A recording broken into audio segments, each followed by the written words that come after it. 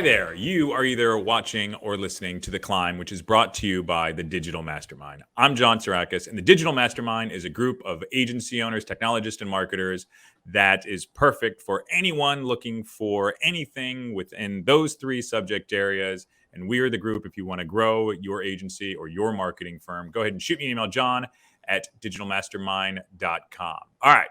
Today, we have a fantastic episode. We are talking about the importance of market research with none other than Mark Smith from Ventana.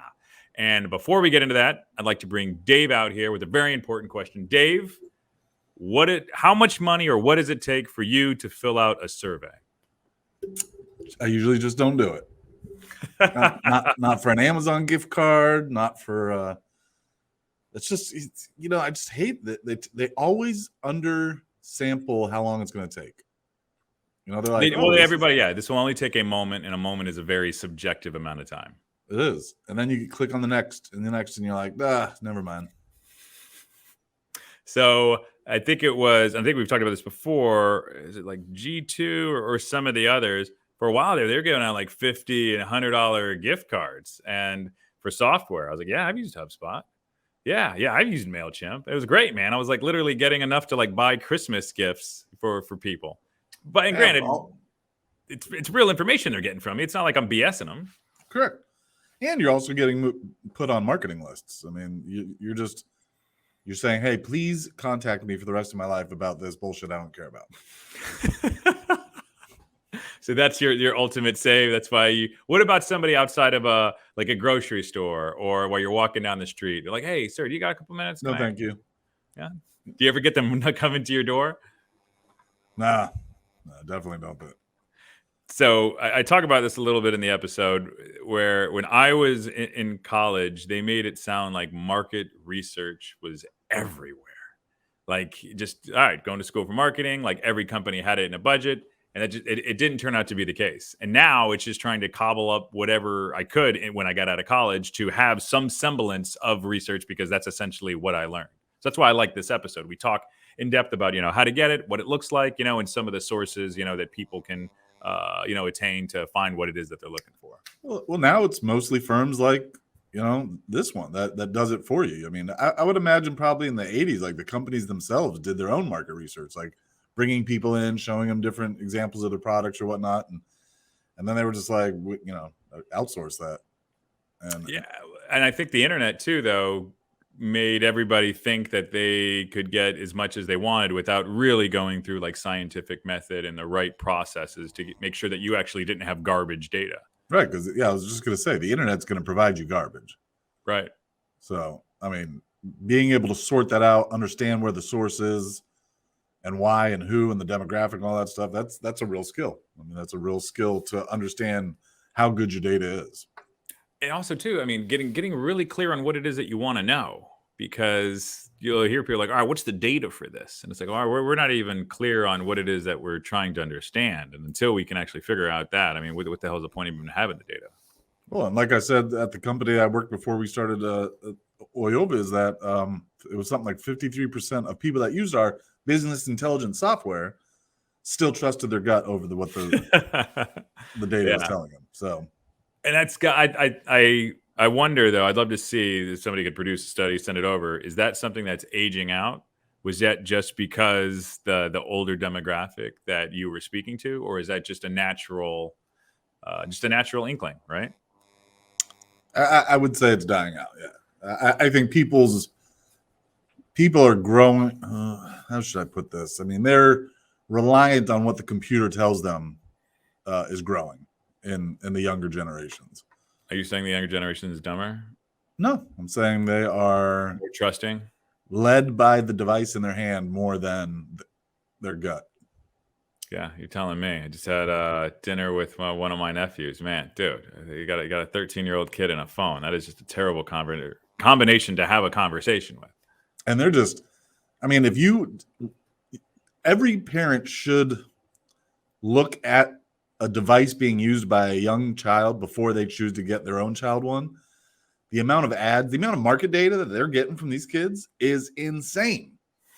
And it's it's so much more than an adult. Like it's like the device knows if we're getting off topic here though, but the amount of ads they get hit with, the amount of pop-ups is just feels like 4 times as much as mine.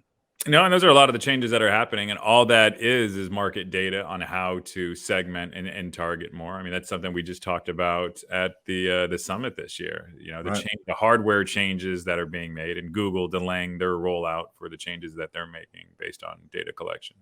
I don't think they're ever going to be able to roll out a cookieless browser because they're not the only browser. So people are just going to switch to another browser.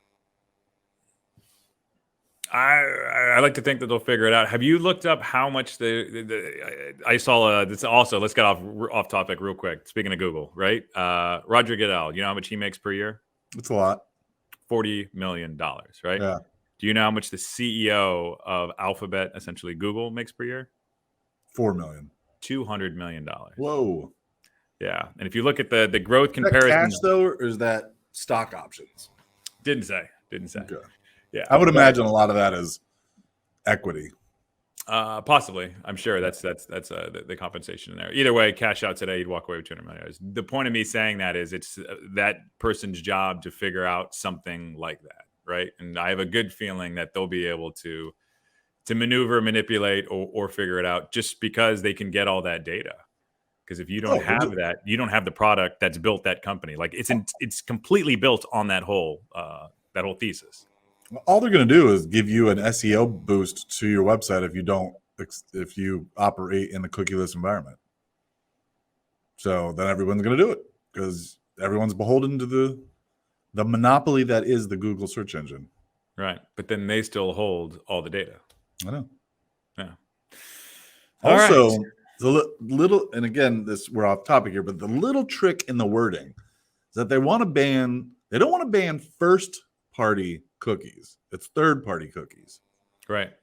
But what are they doing right now is all these websites, I see it on realtor.com, LoopNet, Zillow, like all very common websites. Log in with your Google or Facebook password, right?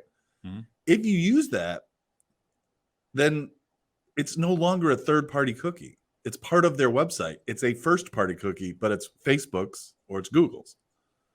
So that's a little trick there. Are they sharing that data with the? But it's just if they're using those libraries to log in and authenticate, then their cookie that was tracked on that website is a first-party cookie, not a third-party cookie. Yeah, so there's a handshake that happens, and we're all now one cookie, so to speak. That's what I think. I don't know for fact, but yeah, interesting. It's interesting world. It's so interesting how the internet was supposed to decentralize information. All it did is create really powerful silos. Oh yeah, and all right, going back to market research, you have the amount of data that schools collect based on all their research papers that you have to buy into those places, right? And it's just literally stored in those, which I understand. There's both sides to the argument, right? One was, there's a free internet, information would be more readily dispersed and available. And in some respects it is, but then you have a bunch of marketers that are just pumping out blog posts and videos that just have complete BS all over it. But on the other side, there's people like Mark's firm that work really hard. They get really good data, and then you have to pay to get access to that data. And it's one of those things where it's just, there's not necessarily a right answer. It's what works and doesn't work. Correct. No, I understand the value of market research. I think it's you have to know what your market wants, and if you don't know, it's you're not going to succeed. Yeah, that's the thing. I think it's staying ahead of the curve. And if you're not, even with our team, when we're doing discoveries and whatnot, especially on the marketing side, we're gonna do customer interviews. We're gonna ask. It's not this huge survey, and we've done things on the focus group side before. But I think it just depends. Whatever information you need to feel confident about the direction that you're going to go within reason is what people typically do. What I like about the approach that people like Mark take, it's that what I would call like a classier, high-end scientific approach. And that to me is something that is just super bona fide. When you walk into a client, you're like, all right, look, everything that we have here says this is exactly why we should go in the direction that we need to go in. Yeah, I agree. And when you have the data backing up, you're confident. Yep. And that's what it is, man. You're not staying up at night. Oh, did we make the right decision? It's just, all right. We all can't be Steve Jobs and just say, like, you know what? This is what the customer wants. Right. Awesome. Anything else to say on this subject, buddy? Nope. All right. DMGers and fellow listeners, this is Mark Smith. Please go ahead and like, comment, and let us know what you think. Thank you so much for watching and or listening. Bye now. Mark, thank you so much for joining us. Fantastic to be here, John. All right. So I'd like to start with your climb. How did you get here? That's a long question. I will not start my childhood, high school, those things. But I don't think we need to bore your audience with that. But here as the CEO and Chief Research Officer at Ventana Research, which we're just about ready to finish our 19th year, and the climb to that point of where I am today, really comes from being in the technology industry, right? So, spent many decades in the technology industry working at enterprise software vendors, right? So, the likes of Oracle or SAP, Silicon Valley startups, mid-sized companies. But some of them, had a blend of both research and obviously the intent of all software. The evil agenda of software companies, right, is how to get more people to, in the past, buy your software. Now we subscribe to our software, but it was a journey to really understand the power of applications and technology, what can they do for business, and part of that climb to being here as a leader of a market advisory and research firm is having bought a lot of the services, right? And I'm not going to name our competitors, but I think everybody knows who the industry analyst firms are. There's big brands out there, and as a divisional CMO, a VP of marketing, and kind of climbed up to that point of being a marketing leader, you kind of get to know what you can get and what you can't get from these particular analyst firms, and it kind of gave me some reflection at a particular point in my career, saying, if we could be a little bit more business centric, maybe explain technology to the layman business leadership and help them understand what's possible, illuminate what's possible with technology, that could be a really positive force. Because, remember, if you go back 19 years ago, it was, very IT centric, right? CIOs were the owner and the holder of everything, and everybody wanted to make sure they were happy, but business people were not as clear in regards to what were they getting. Why were they getting software that wasn't designed for them? And and so that climb kind of had a lot of experiences through different roles and working at business application software companies, analytics and data software companies, to really get a kind of a perspective on what could be done better. And along that journey, like all of us, right, really spent a lot of time in networking. Of course, when you're in a marketing role, your digital Rolodex is really important to, connect with people, get perspectives of what's going on, know who your peers are, maybe better than best practices, or what are worst practices, right? And so that really kind of grounded me to kind of the that journey to what now is what we do at Ventana Research. So when I was in college, there was a huge emphasis on research, and I haven't been in college in a long time. How did you get into that branch? Like, where did the research side come from? Because I think you're one of the few people on our show that has this huge breadth and owns a research-based company. Yeah, no, it's a great question. So early in my career, I worked at a company called Information Resources Inc., IRI. And in the 80s, sorry, I mentioned the 80s. I guess I'm past middle age now. Sorry. But in the 80s, IRI was the company who was doing research for consumer goods manufacturers, right? They were the ones putting in, believe it or not, point of sale scanners in stores to collect data, understanding buying habits, and then the behavior of who's shopping. And and I worked on the technology side of what IRI was doing, and crazy contraptions. Some of you may remember back in the 80s, there was a video display screen on a shopping cart, and they're moving around the store and stuff. Well, I was on the backside of the technology side, putting together different kinds of software to collect all that data, transmit it, making sure the efficiency of it. Worked on software that was on the backside of collecting research data about people and what people bought in those stores. And then I was kind of like, okay, this is a really kind of spooky, the stuff we're monitoring people back in the 80s. I mean, now people are like, oh yeah, everybody's spying on everybody. But, back then there was really, all this activity. We knew what you watched on your cable TV. We knew what you bought in the store. We knew ad inserts.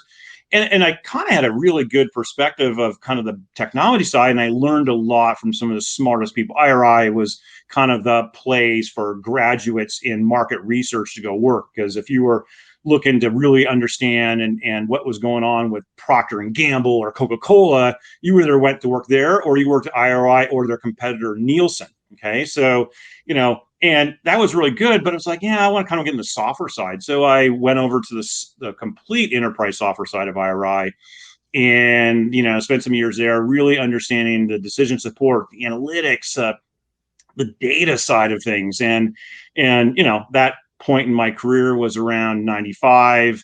And by middle 96, IRI sold off the software division to Oracle. Okay, so I ended up at Oracle through an acquisition back in the 90s. Now they're kind of like, okay, they have them every week or every month or whatever. But that research perspective and working with some of the smartest people on the backside, being the technology person, working in a software engineering team, gave me a deep rooted perspective of what's necessary. And I took that forward because I had an appreciation for primary research, right? So, how do you make decisions on, market strategies and, what's going on with your organizational buyers in a B2B perspective? Or how do you really understand, what is the direction of the products, right? And, because I then kind of transitioned into product marketing and kind of like, okay, how are we making decisions? Customers are asking for things, but what does the broader available market need? Not just what your customers are asking for.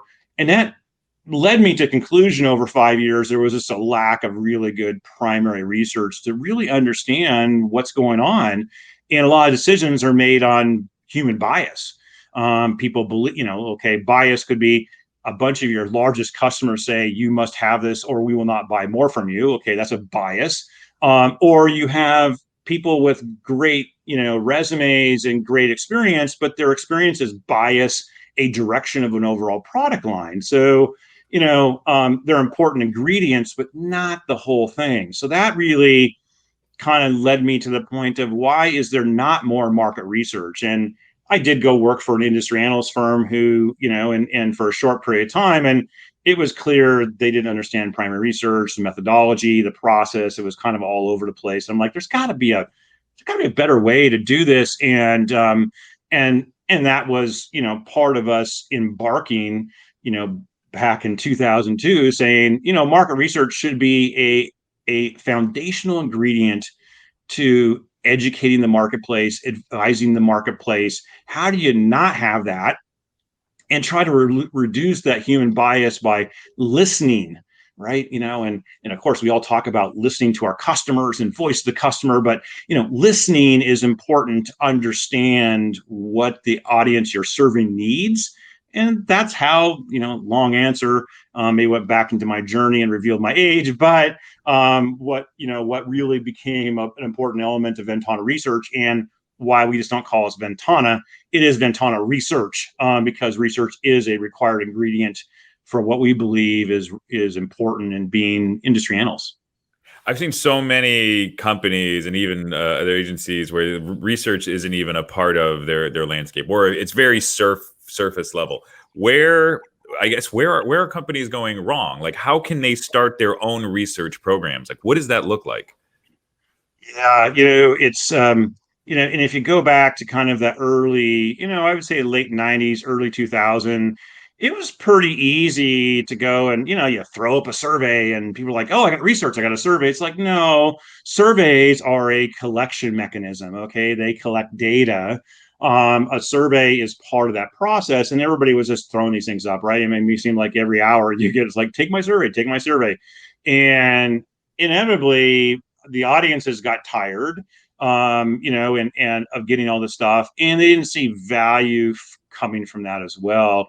And so, that required, organizations who were committed, because research is not a low cost kind of endeavor, right? You got to have a research team, you got to have a methodology, you got to have a way to harvest the value of that research. So, that really helped, our firm stay with it, while a lot of other companies said, okay, it takes too long, costs too much, and I'm not necessarily sure on the quality of the research, because they were throwing surveys up and anybody could take the survey and there was no quality assurance in the results.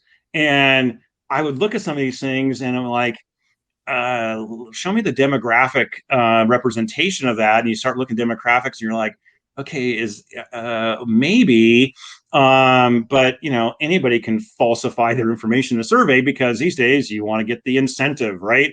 And Amazon gift card, Starbucks card, whatever it is. And listen, if you don't go through and validate every respondent and make sure they're qualified, you just got crap. And we know this because you want to funny. We've had everybody from Jack Sparrow take our research to we're able to actually look at, well, these people aren't qualified back to a company and a role and a title. And my teams come up and they said, yeah, we were having some fun putting the lat longs, and all these people are taking our research at truck stops, right? Truckers, because the truckers found out that they could get incentives by taking surveys. So what the heck? Because nobody's checking the quality of the research, right? And there's a dimension to that's just a small little bit, but you have to take this stuff seriously, because research is not a survey, but research is only, the value of that is only as good of what the objective is, what's the outcomes.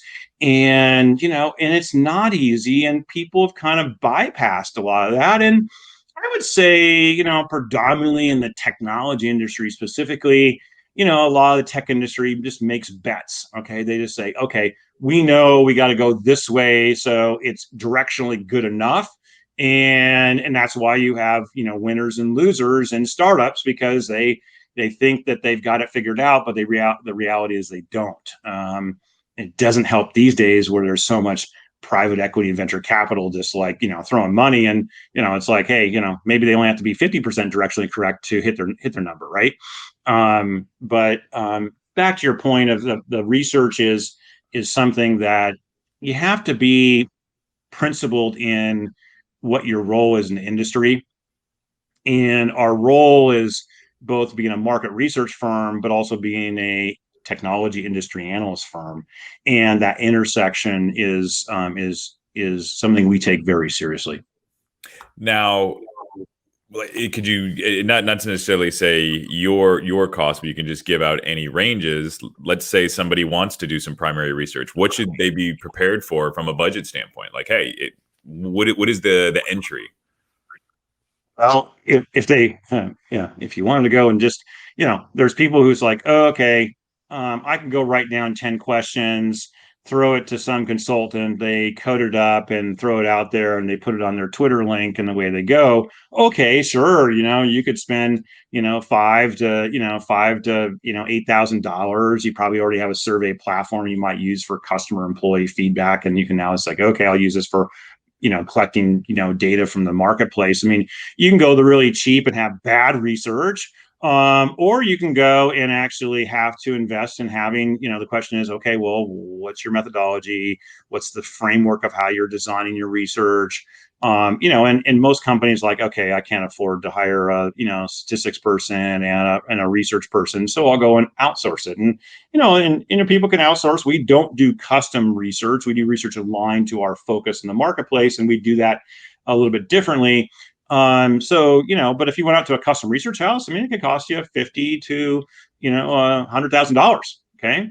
And yes, you probably get something lower end. There's a lot of offshore research houses that will do stuff, in India, but they're only as good as you tell them what to do. Right. So you could spend 25 to 50,000. Again, okay, getting the results of that research, and let's say that the majority of people just put it into a spreadsheet. They got a bunch of charts, and they're like, hey, hooray, we got charts and we got some data. And it's like, well, but what does it mean? What story are you trying to tell here? What does it represent? because, as you know, looking at a bunch of charts, it's like, okay, is that good or is that bad? What, the interpretation and the narrative is actually more important than just actually having the data.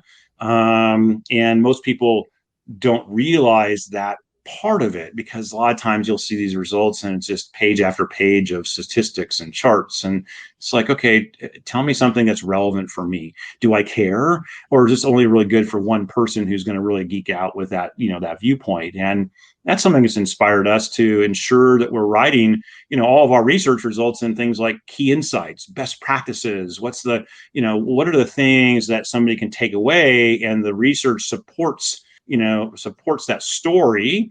And all of our research is grounded by having an objective. What's our methodology, making sure that we set out and define what our purpose is at the beginning. And most of the stuff that I see out there, it's like, okay, how much is really defined on what the objective of what you're trying to accomplish? Is it really just in the technology industry, is it just a marketing tool to go get a bunch of clicks? Is it clickbait to get people to come in and download? Are we really BS is using out there? Like, it's got to be huge, and it's got to be painful for you. Every time you see a study, you're like, oh no, oh no, oh no. There's far and few between now. It used to be that, we always joke about all the stuff that was muddying our waters, and, but I would say over the last 5 years, you can see there's less of it, because people realize that it's not their core competency. And organizations, it's not their, the companies who are trying to understand where to make technology decisions, it's not their core competency, it's not the tech vendors' competencies. So the question is now, what's there in the middle, and who's there responsible for doing that within the space they care? Because a lot of companies now, it's making a substantive investment into a new technological direction. Do we fully understand everything that we need to know in making our business case, doing the software evaluations, how we're going to use the software over time? Do we really truly understand these particular topics, of which there's obviously a lot in the technology industry? That could be everything from business planning software or payroll software, or it could be software used for, your contact center. I mean, we track, over 80 different topics of categories that have software supporting those. And you have to really look to find out, well, how are things going in companies today, and how can they improve? And how do you go about that? How do you look inside these companies? Yeah, well, then, so that's where we use our primary research. So over the last 18 years, we've built up a community, right? We have over 110,000 members of our community we've built up that have opted in to come in and learn from us. Not always just taking a research survey, but sometimes it's to come and read an educational research perspective, or get a viewpoint. And we'll talk later about our digital educational products too, but they're coming to find things around around the technology industry, the enterprise software. And so we build up a community, and that community then enables us to reach both to them is one, and then we actually work in addition to go make sure we reach to a larger audience. So we use obviously our social media. We do paid advertising on things like LinkedIn and Twitter and Facebook, to make sure that we don't have like I said earlier, a community bias. Maybe there's a bias of people who are consuming our work that we're asking to take surveys. So we need to make sure that we reach out to an additional audience, and we do that and reach those audiences through doing very selective, persona cohort-based targeting. Because if you're doing a survey in a particular topic, there's only certain kinds of people you care about to take those research surveys, right? So we go about this in a very methodical way, because we want to make sure that we have quality of research coming in. So then our quality processes during our review processes are much lighter, right? You get people like, and because these technologies, when people are coming in from countries, and you're like, okay, I'm not exactly sure what, why they're submitting, and you have, a volume of these. Well, or you got just people coming in with personal email addresses because they want incentive. They lie about what company work with. So we had all back to that quality. You have to do all that quality to, filter that stuff out and make sure that you have the right kind of participants. but that's just, and then you've got to get to that result set, and then you got to run the statistics. You got to do the statistical analysis, the crosstabs, all the stuff, and look to where are the nuggets of insight, right? Because not every particular set of research insights from a question are useful. It may be that there's something going on in the financial services industry that we didn't realize, or it could be in banking and it's mid-sized banks. And so you have to be able to do all that kind of demographic level analytics to look at, well, where are things going? Because as back to the point of people think research is, put a pie chart of responses from a question. Well, no, you need to understand all the underlying audiences, right? And that is something that you have to have a research analyst and a research team to do that, right? So you said incentives a couple of times. How do you feel? Do incentives toxify the results? Like where does that lie? Is there a fine line? Yeah, no, it is true. And there's also a fine line of how much incentive is required to get somebody to participate, right? And and so we know that sweet spot is a $50 gift card, okay, and they can pick what kind of gift card they want.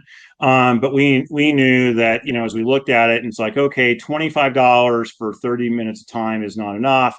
$50 gets people in. Now, of course, you want to thank people for their time. Okay, if the survey was 15 minutes or 22 minutes or 28 minutes, and we do all that testing and know in advance to make sure we design the scope, because we're doing benchmark research, right? We're benchmarking the industry. So it's not like it's a simple thing. We have to have enough substance in there to say, here's where this industry is going, and we need to be able to look at it by industry, by size of company, at revenue or employees. So, all those things make a difference. So you got to get people in, and then you got to qualify them.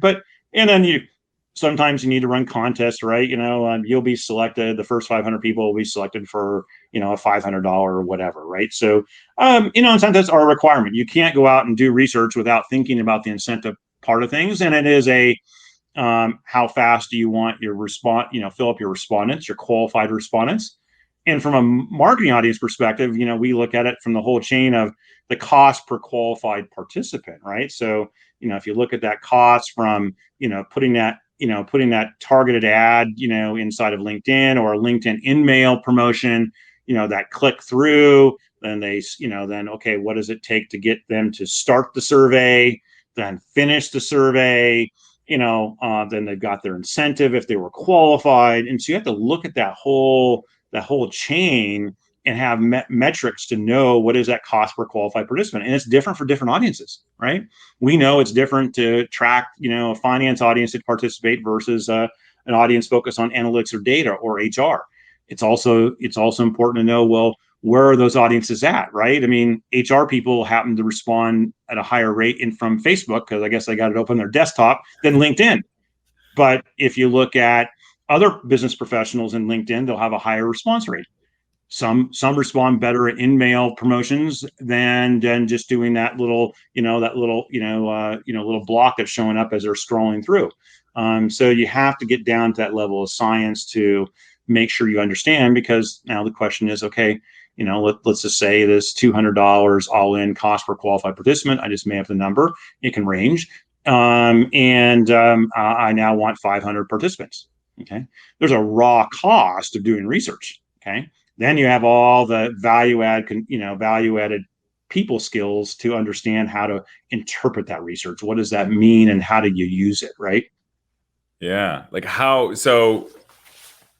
long does it take to get to go through, let's just say on average, a research study, right? Because I'm thinking of it as, as an agency, we have a client, let's go ahead and do a research study. Like, what should one expect insofar as a duration?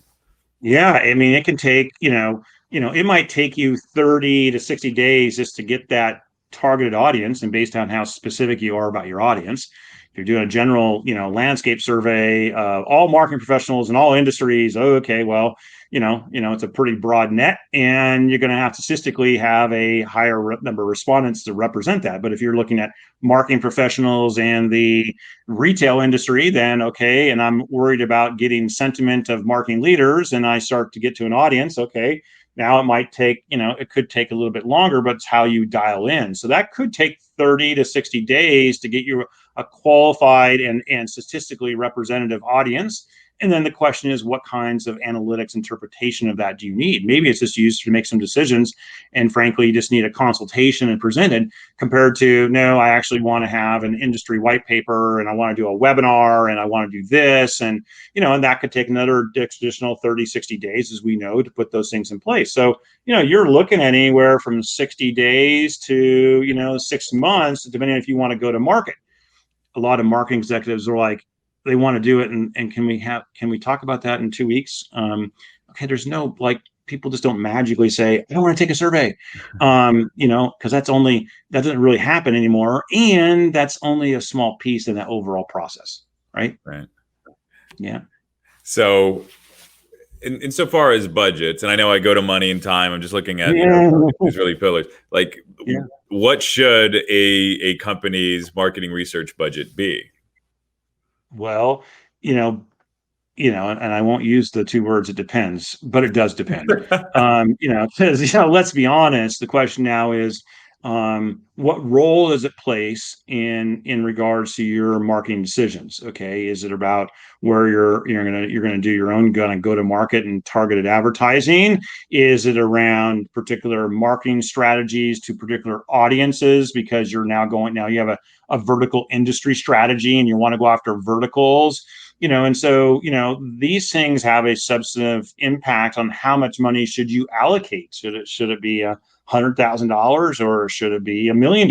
And it depends on the role of research in that decision-making process. I can tell you that predominantly across industries, the market research budgets have continued to shrink, because they're like, okay, it's so fast to go and do testing, right? Do A/B testing. Let's go put that stuff out there and let's see what's going on with some Twitter ads. Let's go put some search engine optimization in Google. Let's fire it up, run it for a week, and let's see what we learn from that. So there's a lot of trial and error that goes on, and they then use the kind of the statistics of what's happening in those experiments. But then the question is, okay, is that okay? And the question is that okay to experiment and lose time in market because you weren't able to tailor the message? It wasn't clear. It didn't stand out. So, this is thus the dilemma, that, a lot of marketing leaders appreciate market research. Do they have the patience, and are they willing to set aside budget to do it? And these days, in a lot of marketing organizations, well, do they actually even have anybody responsible for market research anymore? I mean, I just seen in the last decade this complete decline of, is there somebody really responsible for market intelligence that works for a CMO that collects the intelligence of, competitors, their customers, the marketplace, and is held accountable for doing continuous research? Okay, so because it's not a one and done thing. I mean, we learned 5 years ago that research studies and a one and done, you start it, you stop it, you come back to in 8 months, you start it, you stop it. It's like, nah, it's just silly. So all of our research is done on a continuous basis, right? So we're continuously collecting research, and then we snapshot. Okay, here's what happened in the first half of 2021 versus the first half of 2020, right? Because, you need to know, you keep it open, and then when you need to heavily promote it and drive the surge of participants, and because the cost and time of up and down, and that's moving a little bit beyond your point on this, but it is important that as marketing leaders working with agencies, the question is, so who is responsible for this? Who's accountable for the budget? What is the priority? What's the outcomes of this? And they need to decide, right? What is important, and how do they set up a more methodical approach? And maybe one quarter it's all about, competitive insights, and the next quarter is all about insights from their consumers and customers, and maybe the next quarter is around what's the market, the voice of the market, what's going on, right? Put some thought process into how you approach this, and I guarantee you're going to get better outcomes than just thinking that I've got to go put some money aside, go do a survey. I got some results. Okay, check the box. And I'm not saying that's the majority, but sometimes I get the feeling by talking to marketing leaders when I ask them about market research, how they're using it, that it's kind of like, oh yeah, that was important a decade ago, but not as much anymore. I'm like, no, actually, I think it's just as important today as it ever has been. Yeah, and the reason when I first started with the questions, when I was in college, I thought that marketing research was like everywhere. Like when I got out, I was just, oh man, it was going to be everywhere, and there was going to be budgets for it. And we were going to be time and working with other companies. Even the company I was working for at the time, it was like, no, man, this is the real world. Like, and then it was like, yeah, it starts at like 30 grand, like for what you want to do. And I was like, oh.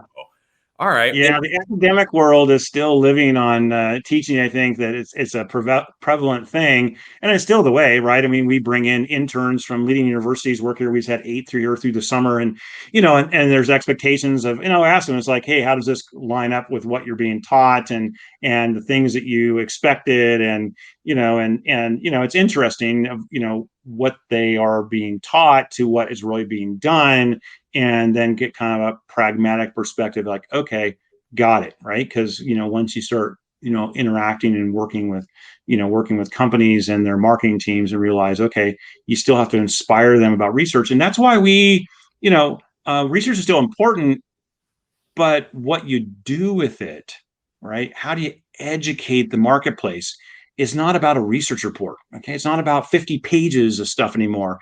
It's about the bite-sized things. It's about the mediums they want. Maybe they want to watch a session like this. Maybe they want to listen to a podcast. Maybe they want to read.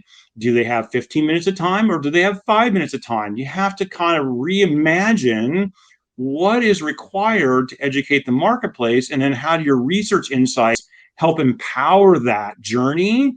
And we know that because we've been doing this for almost 19 years. And it was about a decade ago. You could tell that there's abandonment rates on, long stuff. You get feedback, and so we had to redesign and build out a digital portfolio of what we would call digital content today, that all marketeers that are listening understand. But what is that medium's duration of time, and what's the story? What are you trying to tell people? And that's just as important of gaining the value from a market research investment than just doing the market research, right? So what would you say that shift was 10 years ago? Was the internet something that started to, diminish, because it would be diminishing the value of research, right? If people aren't taking it on as much. What do you think the cause of that was?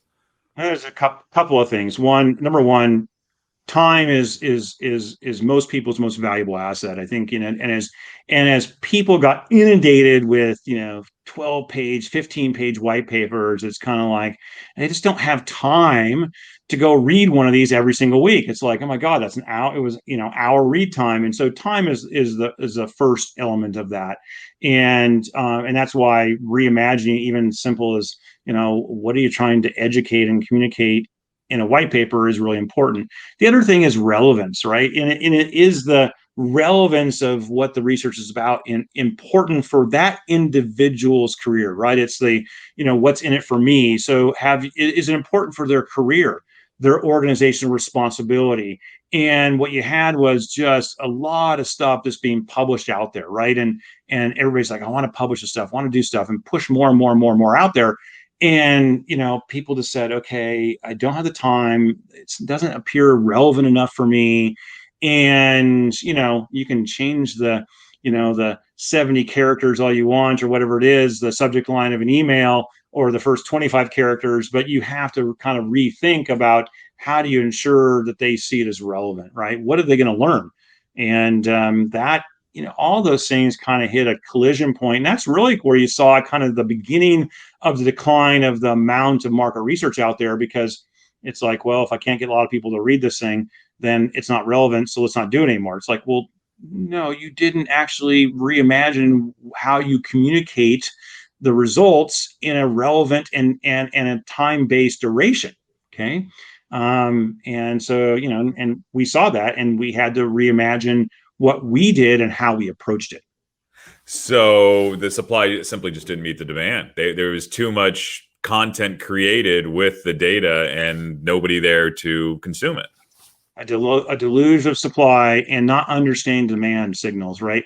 What did the audience want? Have we asked them what does the audience need? And yes, there's some B2B research out there and B2C research as well. And what is relevant to that audience, right? And a lot of times we think about supply and pushing stuff out, and we think we can align this stuff to the buyer's journey.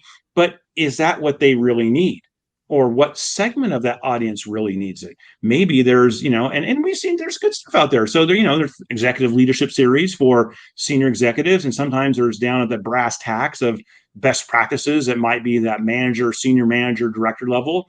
But think about audience segmentation and what you're trying to achieve, and be realistic about who you think's actually consume the stuff. I mean, some of the stuff is like, listen, you're not getting that audience with that topic, okay?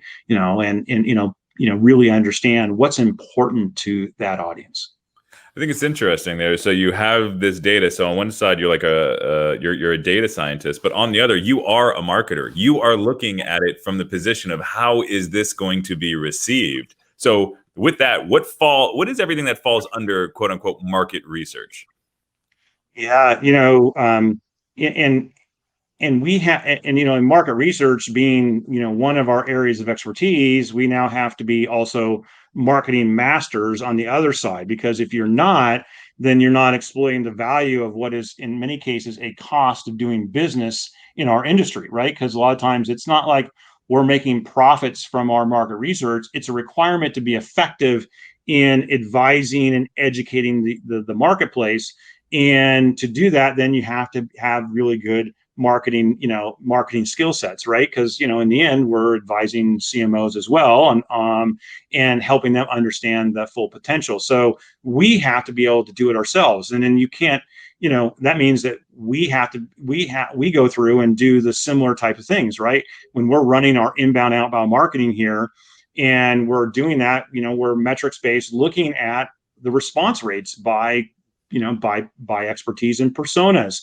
What is that abandonment rate? What are those metrics? How do we perform in regards to targeting our advertisements to gain more people to come join our community or read this or participate in that? So we can't go out there and pragmatically say you should do this with market research without understanding, and this is what you can achieve with it, because you have to be experts on both sides, right? Mm-hmm. Because marketing's job is to help establish more credibility towards their brand, to illuminate what's possible, and yes, all the way down to what have you done for me lately, and where are my marketing qualified leads? Okay, so there's a spectrum of things that have to be accomplished here, and we do that as well. And I guess it's kind of because I come out of being a marketing leader, that's an advantage of what we do.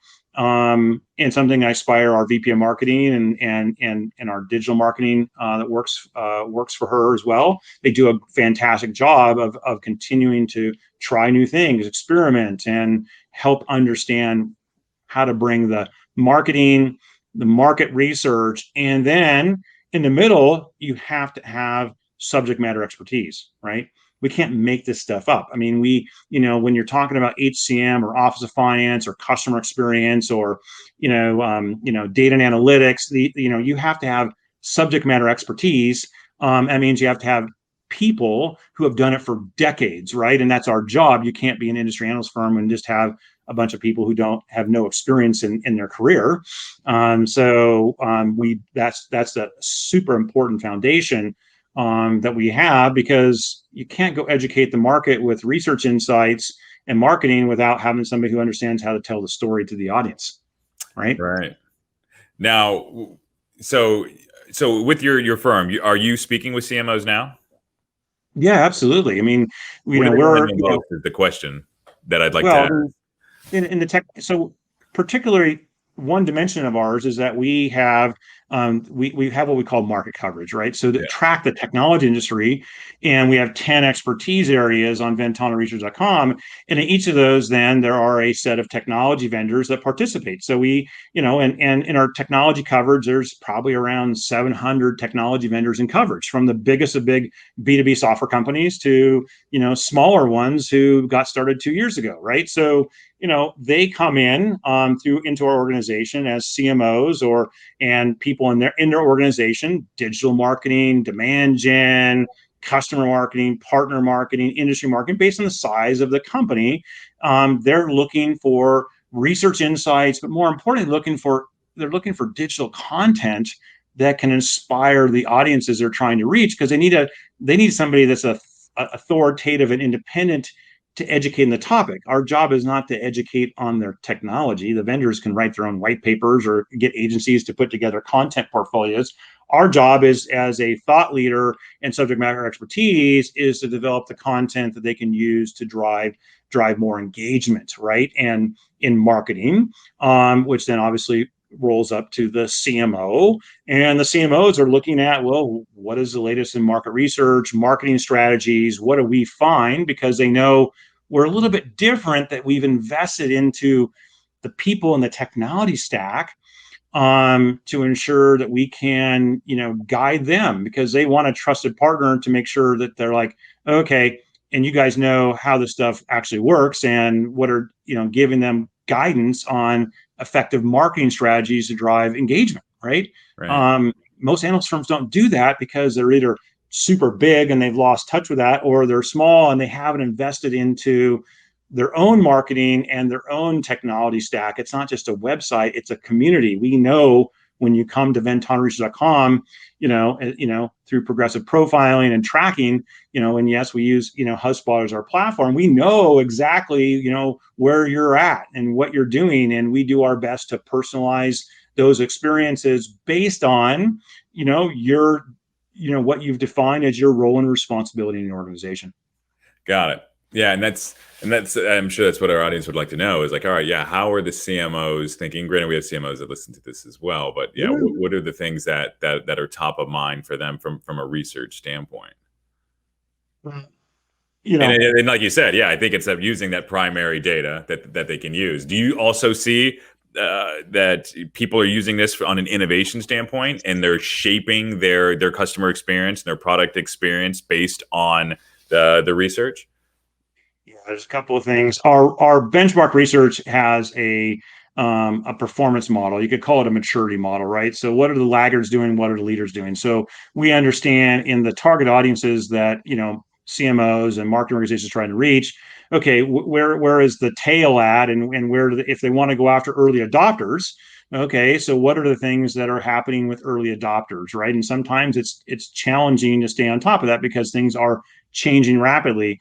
In the old days, it's kind of like, well, all early adopters are the same. Well, no, they're not. And they're still not, right? There's early adopters of technology that are mid-size organizations and very large, right? Because, as we went to that software as a service and cloud subscription model, it kind of leveled out the playing field. So, B2B marketers had to kind of like, okay, so, based on their pricing model, now how do I get to find early adopters compared to, late market, marketing tactics of, continuing to either keep their customers happy through, retention strategies, and how do you continue to educate them on what they can do and how they could find new ways to use their software. Or it could be to, now, here are innovative ways to change how your company's operating. And that's changed a lot in the last 2 years. Of course, the pandemic has put a lot of pressure on organizations to reimagine how work is done, what kind of software they use for work. So CMOs have had to kind of move much more rapidly to, okay, how do we better communicate and re-communicate some of our value to this work from home, future of work is now what can you do at work today in a kind of digitized environment. So, back to your point of what CMOs are looking for, is it varies. Most of them are not looking for just raw research anymore. They're looking for what's the context of what's happening in their market landscape, and what is known and then what was unknown, right? Research can find out what's known, and by default, it could reveal what's unknown. And then using subject matter expertise, what are the other unknown factors that we should consider in regards to how do we drive effective marketing strategies?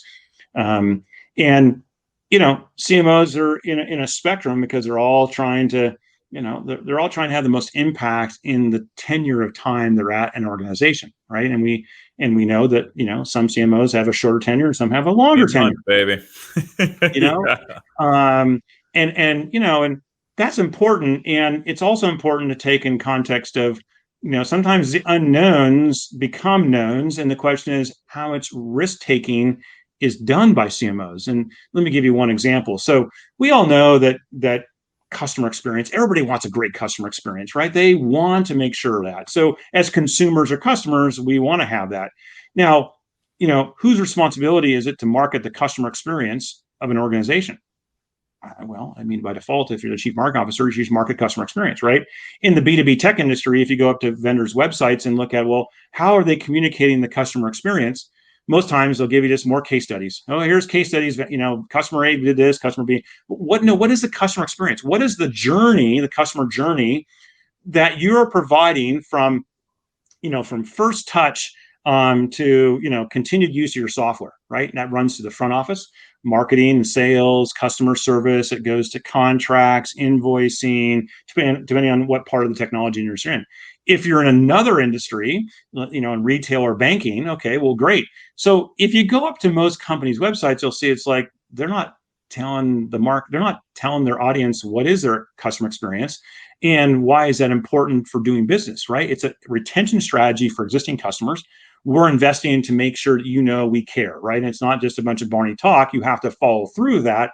And then the other side is you want to make sure that potential customers see that you take it seriously, right?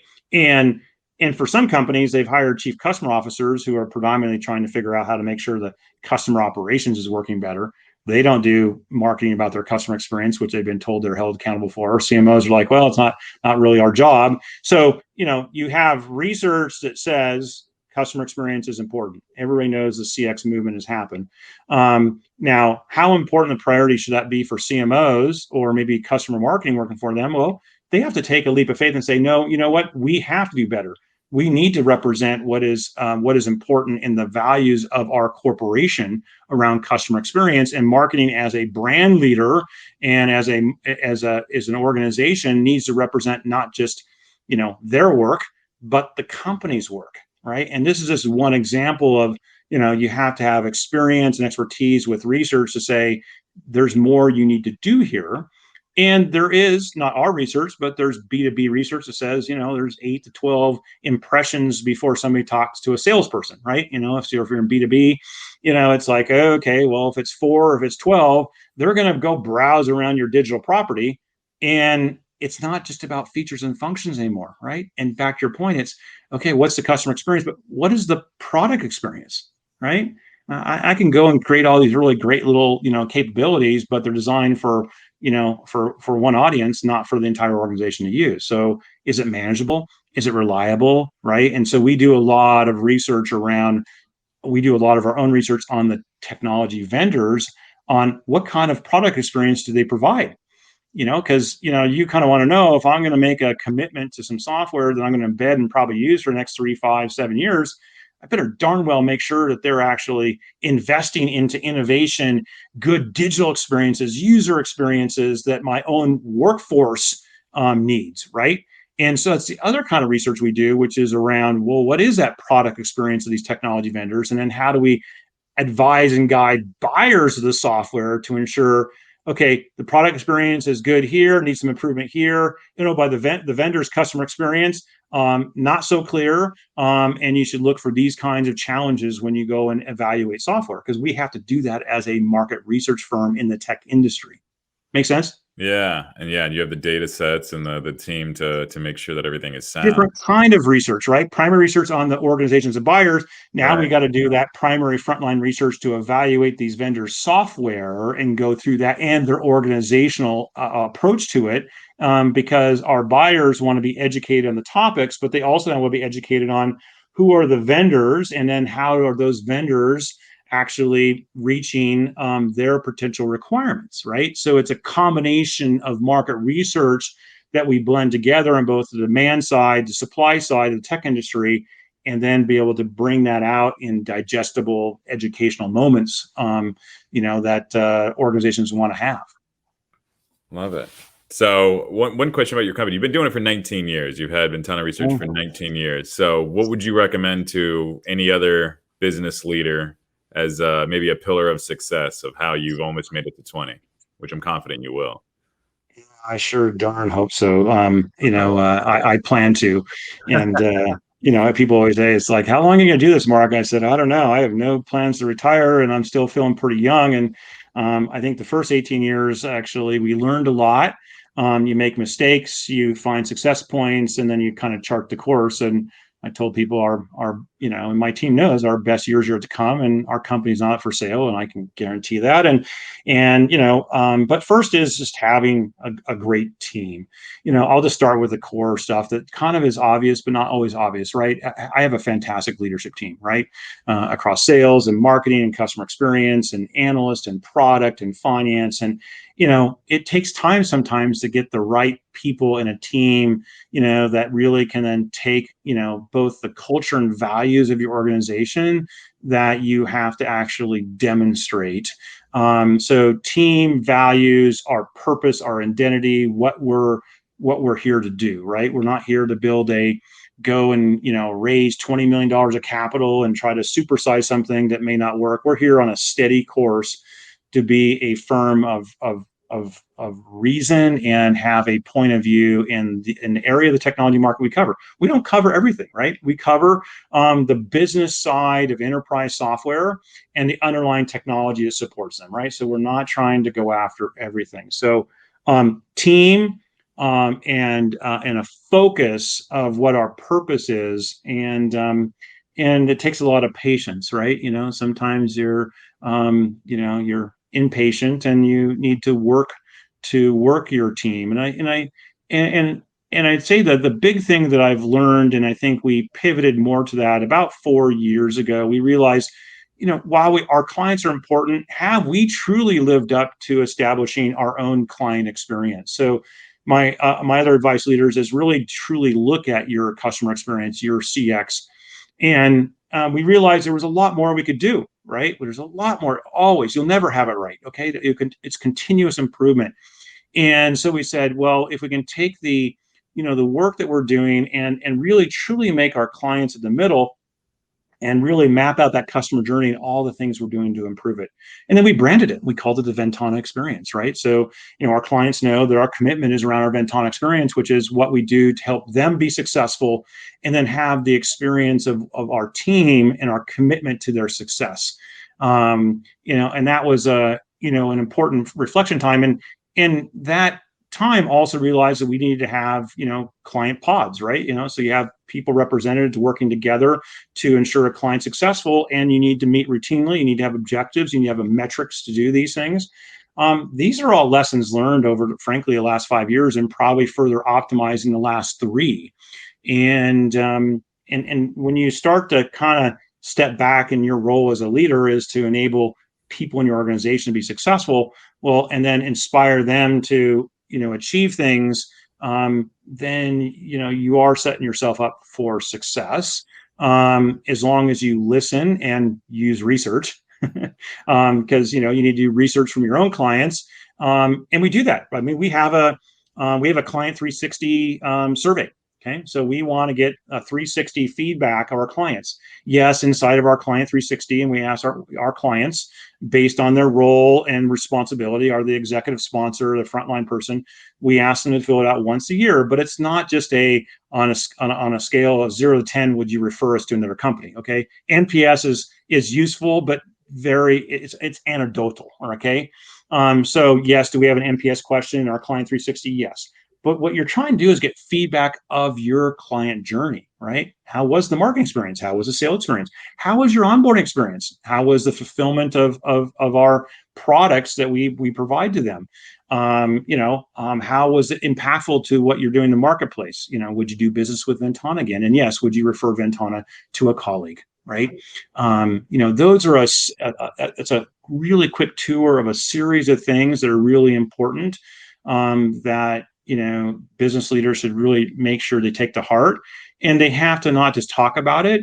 I mean, we review and measure it every single month, right? It's part of our objectives and our goals and visibility across the organization to know how we're performing in our client journey, as an example, right? Yeah. I remember it was about 8 to 10 years ago, the Net Promoter Scale was just all the rage. Everybody. I mean, every email I was getting, it was that scale. It was incredible. And it sounds like it died down a little bit, but I still get it. I still get it all the time. Well, and I think it's a badge of honor. It's like, we're at this, we're at that. And, okay, well, most of the organization doesn't even know what it means. Okay. So they're, they're not, at least they're not detractors, but okay, they're, you've got a probability that some people are going to refer you. Okay. Well, how do you measure that referral? Okay. Well, if they referred you, then do you actually capture that referral that came in from a peer reference? Did you track that all the way through the process? Did that actually result in a new customer?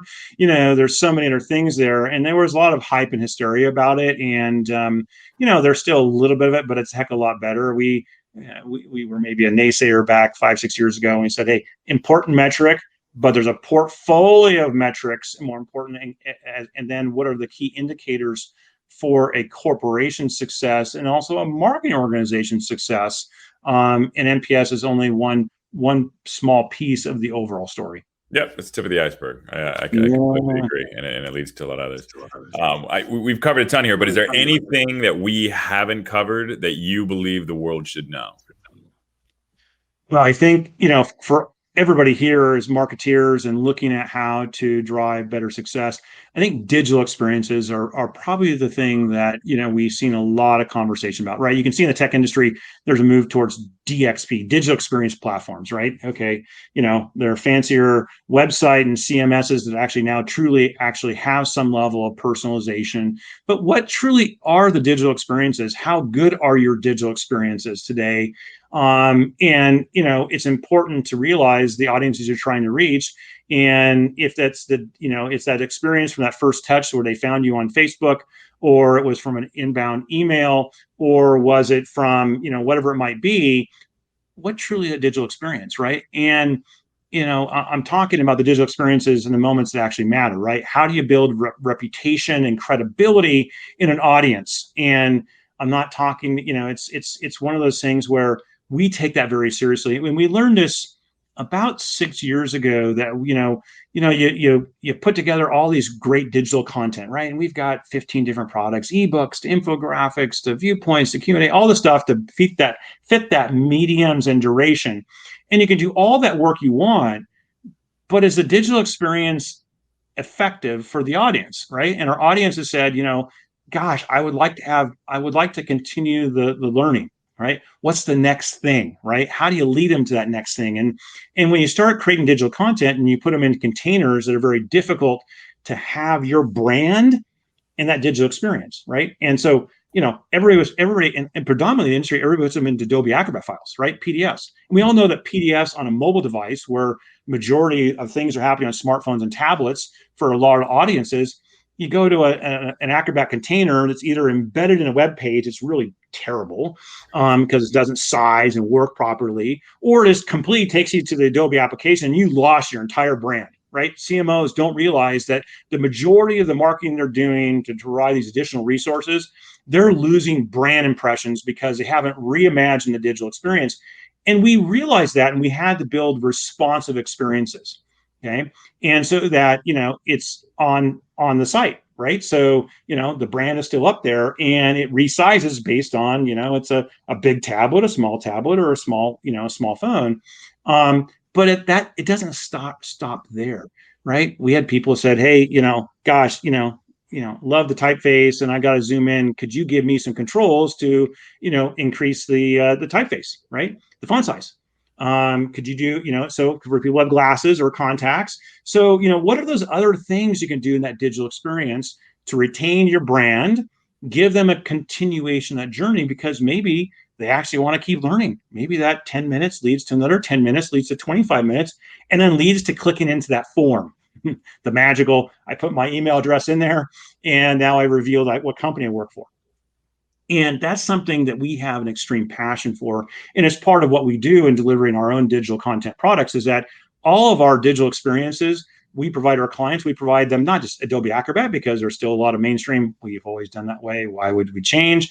But we have other people saying we want to embed it. So we give embedded responsive links so they can put it inside of their digital property, right? Yeah. And the more that CMOs start to think about, my gosh, you got to get every single brand impression, take credibility for things, even when you're going to a third party, and you can actually embed it in there. You're still maintaining, this third party is educating this topic, and it's because of us. Okay, we were the ones that went out there and procured that, compared to just going off to some separate, digital experience, which is not effective in our time today, right? Right. Controlling it. Yeah. And that's important. And it's important for anybody who creates content, not just because you're a third party industry analyst firm. For any agency who's creating content, you need to be reimagining and serving digital experiences that can be used by your clients. And you need to make sure, because just procuring up a bunch of more Adobe Acrobat files, and Adobe's doing a lot of great things. There's a lot of new digital experience stuff Adobe's doing. But predominantly the container of that PDF file still is out there and is long-standing and needs to change. For all clients' content, no matter if they build it or an agency builds it or an analyst firm builds it, you need to be thinking about digital experience. This is the big, big deal over the next 2-3 years, because you have to make sure that you're not just a one and done pushing some stuff out there. It is your commitment to the focus of what your company's about. Make sense? Yeah, it does. No, I appreciate that. Now, and I know we're almost at time. I want to give you a space to plug anything that you want to plug. Well, first, I just, I really just want to thank you for having me on the show. And, and really my job here as leaders company is to do things like this to educate the audience, right? Your audience is looking for different ideas, approaches. And, I think we had a good opportunity to talk about market research and marketing approaches to that, and digital experiences. And, and I think some of the things of, if you're going to take market research as an important principle, then, you have to have somebody that's assigned to it, and don't, and think outside the box. A lot of times market research in an organization can be done by just analyzing a lot of the data and the metrics your organization already creates. Right. And a lot of times there's a lot of great underlying data that can be used to give you signals of what's relevant and important. And as how you share those to your product organization, and as you share them with the sales organization, right? Because sales is converted now into the revenue generating machine of an organization, but there's different things that sales organizations need for what we would call now revenue management, right? Chief revenue officer. So is it to generate new clients, service new existing clients, renewals? So I just want everybody to kind of think about, how do you use that market research and and education and bring that to the table? And sure, we don't cover everything in the marketplace, but there's a lot of great things we're doing here at Ventana Research, and fantastic team. And tune in. And if you want to go up to ventanaresearch.com and subscribe, and get a monthly update or a weekly update or a certain expertise area that's relevant to you. You can check the marketing, there's a marketing subject area that we cover, or if it's customer experience, I encourage you to do that. And then you'll actually experience some of the digital experiences I'm talking about, because we walk the walk here. And I hope that it inspires others to kind of rethink what they're doing around their digital efforts, and how they support their brand. Because I think that's the biggest takeaway that I would give to all members of a marketing organization is around digital experiences that help reinforce and elevate your brand, that then can drive impact through your revenue efforts. Perfect. And how can people get a hold of you? Yeah, absolutely. So you can reach out to me I encourage you to reach out to me on LinkedIn, or you can email me at mark.smith@ventanaresearch.com, or on Twitter at marksmithvr. So plenty of ways to get a hold of me, or come up to our community and subscribe and drop a note. But here to help further educate the market. So thanks so much, Jon, for having me. Oh, thanks for being here, Mark. Really appreciate it, man.